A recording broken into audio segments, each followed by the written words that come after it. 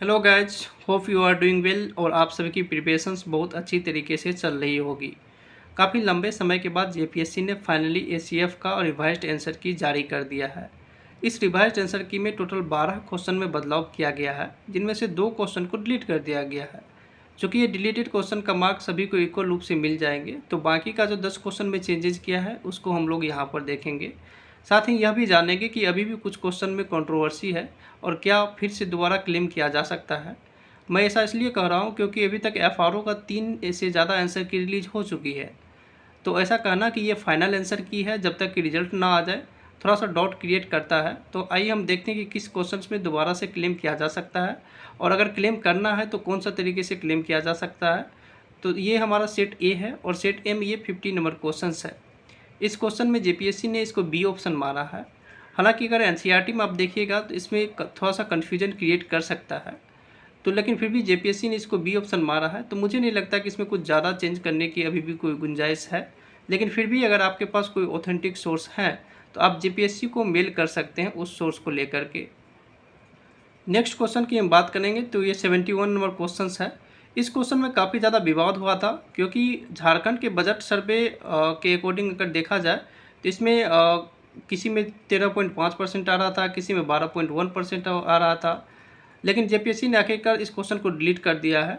और तो लेकिन अभी भी फिर भी अगर आपके पास कोई बजट का कोई डॉक्यूमेंट हो या फिर कोई सर्वे का डॉक्यूमेंट हो, तो अभी भी आप इस क्वेश्चन को आप क्लेम कर सकते हैं। और क्लेम करने का तरीका वही है कि जेपीएससी को आप मेल करिए उस ऑथेंटिक सोर्स के साथ, राइट। तो ये नेक्स्ट क्वेश्चन है 97 नंबर। इसमें इस क्वेश्चन को लेकर के काफ़ी कंट्रोवर्सी हुआ था, क्योंकि इस क्वेश्चन में पूछा गया है कि बिरसा फसल विस्तार योजना का मेन ऑब्जेक्टिव क्या है। अब चूंकि ये क्वेश्चन हाईली सब्जेक्टिव है, तो पहले जो जेपीएससी ने आंसर की जारी की थी उसमें इन्होंने इसका ऑप्शन जो है वो बी ऑप्शन माना था कि फार्मर को फर्टिलाइज़र प्रोवाइड किया जाएगा। लेकिन अभी जो रिवाइज्ड आंसर की जारी किया है उसमें इन्होंने ए ऑप्शन को माना है कि ये to provide seed at subsidise rate to the farmers. तो इसमें भी हालांकि इसमें कुछ ज़्यादा हमें ऐसा नहीं लग रहा है कि इसमें कुछ ज़्यादा अभी भी और चेंजिंग किया जा सकते हैं। लेकिन फिर भी वहीं आपके पास अगर कोई ऑथेंटिक सोर्स है तो आप अप्रोच कर सकते हैं जेपीएससी, लेकिन इसमें ज़्यादा संभावना नहीं है कि इसमें अभी और रिवाइज किया जा सकता है। नेक्स्ट क्वेश्चन की हम बात करें तो वो 99 नंबर क्वेश्चन है। इसमें इन्होंने तसर सील को लेकर के काफ़ी ज़्यादा कंट्रोवर्सी है। इसमें खास करके ए और डी ऑप्शन में कंट्रोवर्सी है। कुछ लोग इसे ऑर्गेनिक सर्टिफिकेशन के लिए बता रहे थे, कुछ लोग इसे जीआई टैग के लिए बता रहे थे, लेकिन आखिरकार जेपीएससी ने इसे जीआई टैग माना है। तो इसमें भी कुछ ज़्यादा चेंजिंग का हमें ऐसा कुछ नहीं लग सकता है कि इसमें अब दोबारा से कोई विचार किया जा सकता है।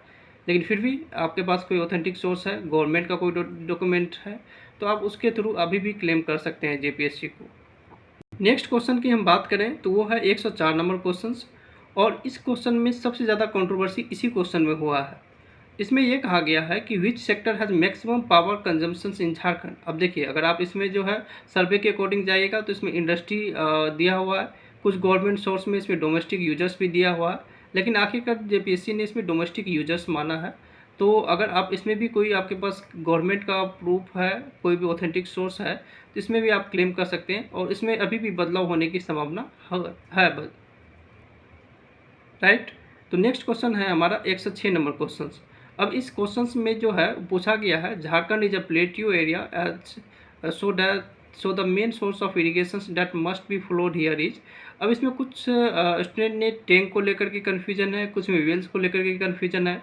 पहली बार जब आंसर की जारी किया गया था उसमें टैंक्स माना गया था, फिर से अभी वेल्स मान लिया है।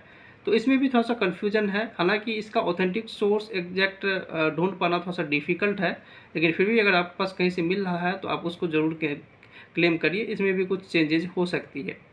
अगर नेक्स्ट क्वेश्चन की हम बात करें तो वो है 107 नंबर क्वेश्चन। इस क्वेश्चन में कहा गया the Jharkhand industrial and investment promotion policy 2021 says that the state has immense potential for the export of. अब इसमें जो है इसमें कुछ लोग इसमें कॉटन, हनी, डेयरी इसको लेकर बता रहे हैं, कुछ लोग मिलेट, हनी, डेयरी को लेकर के बता रहे हैं, कुछ लोग कैश नूड। लेकिन जेपीएससी ने फाइनली ए ऑप्शन को माना है। लेकिन अगर इसमें आप देखिएगा, आप सर्वे को पढ़िएगा, इकोनॉमिक सर्वे झारखंड का जो है उसको पढ़िएगा, तो उसमें कहीं ना कहीं ये चीज़ मेंशन है। तो मुझे नहीं लगता कि इस क्वेश्चन में अब फिर से विचार किया जा सकता है या फिर बदलाव किया जा सकता है। नेक्स्ट क्वेश्चन जो है वो है 108 नंबर क्वेश्चन। ये चूँकि बहुत ही ओल्ड क्वेश्चन पूछ लिया था, क्योंकि इसमें देख सकते हैं आप फॉरेस्ट सर्वे ऑफ इंडिया का 2011 रिपोर्ट के अकॉर्डिंग पूछा था कि झारखंड के किस डिस्ट्रिक्ट में जो ज़्यादा एरिया है फॉरेस्ट कवर में। अब इस क्वेश्चन में इश्यू क्या है ना, इसका ऑप्शन ए भी हो सकता है, इसका ऑप्शन बी भी हो सकता है और इसका ऑप्शन डी भी हो सकता है। तो ये काफ़ी कन्फ्यूजिंग क्वेश्चंस है, इसीलिए इसका मल्टीपल ऑप्शन हो सकता है। तो फाइनली जेपीएससी ने इस क्वेश्चन को डिलीट कर दिया है। नेक्स्ट क्वेश्चन की हम बात करें तो वह 112 नंबर क्वेश्चन। इस 112 क्वेश्चन में कहा गया है कि traditionally the headman of the Ouran village is called. तो अब ओरान विलेज का जो हेडमैन है उसको क्या कहा जाता है? कुछ लोग इसको पाहन बता रहे हैं, कुछ लोग इसको महतो बता रहे हैं, लेकिन फाइनली जेपीएससी ने इसको महतो ही कंसिडर किया है। पाहन को देखा जाए तो वो एक रिलीजियस हेड होता है, हमें लगता है कि शायद इसी वजह से इसको नहीं कंसिडर किया गया है। हालांकि फिर भी अगर आपको लगता है कि जो इसमें क्लेम कर सकते हैं तो आप फिर से क्लेम कर दीजिए, लेकिन हमें नहीं लगता है कि इसमें कुछ ज़्यादा अभी बदलाव किया जा सकता है। नेक्स्ट क्वेश्चन की हम बात करें तो वो है 113 नंबर क्वेश्चन।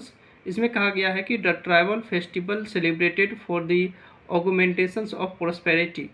अब इसमें क्या है ना, पहले जो आंसर की जारी किया गया था उसमें कर्मा और सोहराय इन दोनों को माना हुआ था, लेकिन अभी जो आंसर की जारी किया है जेपीएससी ने उसमें सोहराय को ही माना है। लेकिन अगर देखा जाए तो कर्मा का भी कहने की प्रोस्पेरिटी से लिंकेजेज हैं और इसी लेकर के बहुत सारे स्टूडेंट ने क्लेम भी किया था उसको लेकर के। तो इसमें अभी भी पॉसिबिलिटी है कि इसमें भी अभी भी चेंज हो सकता है। हालांकि जेपीएससी ने एक बार अपना इसमें आंसर बदल दी है, तो मुझे नहीं लगता कि इसमें और ज़्यादा विचार करेगी जेपीएससी इसको लेकर के। नेक्स्ट क्वेश्चन जो है वो हमारा 114 नंबर क्वेश्चन है। इस 114 नंबर क्वेश्चन में जो जेपीएससी ने है सबसे ज़्यादा जो कंट्रोवर्शियल है वो है बी ऑप्शन को लेकर के, क्योंकि ये खड़काई बैरेज जो है वो सरायकेला खरसावां में है, लेकिन जेपीएससी ने इसको जादूगोड़ा में कंसीडर किया है। तो जादूगोड़ा जो है चूँकि इससे नज़दीक, इससे थोड़ी सी दूरी पे है, तो एग्जैक्ट लोकेशन पर ये तो नहीं है, तो इसको लेकर के अभी भी विवाद बना हो। हालांकि अगर देखा जाए तो इसको जेपीएससी को ये क्वेश्चन डिलीट कर देना चाहिए था, लेकिन फाइनली इन्होंने सी ऑप्शन को माना है, यानी जो चांडिल डैम है उसका इन्होंने जमशेदपुर माना है, ये तो सही है। उसके अलावा जो है ये सी ऑप्शन जो है तिलपारा बैरेज को इन्होंने तिलपारा वेस्ट बंगाल में माना है, ये भी सही है। और गालूडीह बैरेज को इन्होंने ओडिशा में माना, जो कि सही है। तो इसमें खाली ऑप्शन में इश्यू है खड़कई बैरेज को लेकर के, जो कि जादूगोड़ा के पास नहीं है। तो ये थोड़ा सा इस कॉन्ट्रोवर्शियल है, लेकिन फिर भी इनको इन्होंने जादूगोड़ा माना है। तो इसमें भी आप चाहें तो इसको क्लेम कर सकते हैं।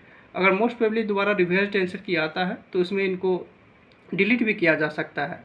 तो ये तो था हमारा आज तक का डिस्कशन जो जेपीएससी ने अभी तक रिवाइज्ड आंसर की भी दिया है। अब बात आती है कि कट ऑफ कितना जा सकता है। क्योंकि इसमें जो ज़्यादातर क्वेश्चन में जो चेंजेस किए गए हैं उसमें अभी तक जो बहुत सारे स्टूडेंट के फीडबैक के अनुसार हमने देखे हैं कि कुछ स्टूडेंट का कुछ मार्क, किसी का 1 मार्क, किसी का 2 मार्क ऐसे करके बढ़े हैं, किसी का कम भी हुए हैं मार्क को लेकर के। तो एग्जैक्ट कट ऑफ करना थोड़ा सा अभी भी डिफ़िकल्ट है, लेकिन फिर भी जिसका भी 95 प्लस आ रहा है आप मेंस की तैयारी में लग जाइए, क्योंकि अगर जेपीएससी इस वीक के अंदर में रिजल्ट दे देती है तो फिर ये मान के चलिए कि एग्ज़ाम ऑन टाइम पे होगा। और अगर एग्ज़ाम ऑन टाइम पे होता है तो आपके पास बहुत कम समय मिलेगा प्रिपरेशन करने के लिए, क्योंकि इसमें 2 ऑप्शनल हैं और ऑप्शनल का सिलेबस भी बहुत ज़्यादा है, तो इसको कम समय में कवर कर पाना थोड़ा सा मुश्किल है। इसीलिए अगर किसी का भी 95 प्लस एटलीस्ट आ रहा है तो आप लोग एटलीस्ट इसकी प्रिपरेशन में लग जाइए। अगर आपको डाउट लग रहा है कि आपका प्रीलिम्स नहीं हो पाएगा तो एटलीस्ट आप जीएस का कंप्लीट कर लीजिए, क्योंकि जीएस का जो प्रिपरेशन करिएगा वो कहीं ना कहीं आपको 14 जेपीएससी में भी काम आएगा। तो जब तक रिजल्ट नहीं आता तब तक आप जीएस का भी कर लीजिए प्रिपरेशंस, क्योंकि इसमें जीएस का भी बहुत अच्छा वेटेज है और वो भी 400 मार्क का है, तो ये आपके लिए एक अच्छा अपॉर्चुनिटी है। Thank you.